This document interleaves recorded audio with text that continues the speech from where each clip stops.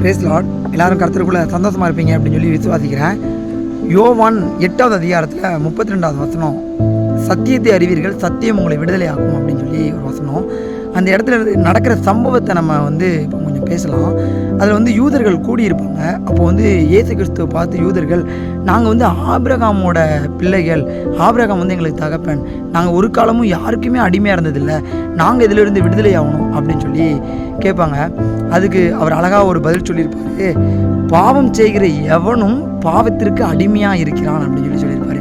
இன்றைக்கி ஒருவேளை நான் பணக்காரனாக இருக்கலாம், நான் தொழிலதிபராக இருக்கலாம், நான் ஒரு தொழிலதிபரோட பையனாக இருக்கலாம், எனக்கு எதை பற்றியுமே கவலை இல்லை, நான் எதுக்குமே அடிமையாக இல்லைன்னு நினைக்கலாம். ஆனால் பாவம் செய்கிற எல்லாருமே பாவத்துக்கு அடிமையாக இருக்கிறோம் அப்படின்னு சொல்லி வசனம் சொல்லுது. அப்போது சத்தியத்தையும் அறிவீர்கள், சத்தியம் உங்களை விடுதலையாக்கும் அப்படின்னா எது அந்த சத்தியம்? அதுக்கு கீழே 37வது வசனத்தில் கொடுக்கப்பட்டிருக்கு, குமாரன் விடுதலையாக்கினால் மெய்யாகவே விடுதலையாவீர்கள் அப்படின்னு சொல்லி கொடுக்கப்பட்டிருக்கு. அப்போ அந்த தேவகுமாரன் தான் சத்தியமா அப்படின்னு சொல்லி கேட்டால், யோவான் 14வது அதிகாரத்தில் நானே வழியும் சத்தியமும் ஜீவனுமா இருக்கிறேன் அப்படின்னு சொல்லி இயேசு கிறிஸ்து சொல்லியிருக்கிறாரு. ஆமாங்க, அவரே வழியும் சத்தியமும் ஜீவன். அவரை விசுவாசிக்கிறவங்க கண்டிப்பாக விடுதலை அடைவாங்க. சத்தியத்தையும் அறிவீர்கள், சத்தியம்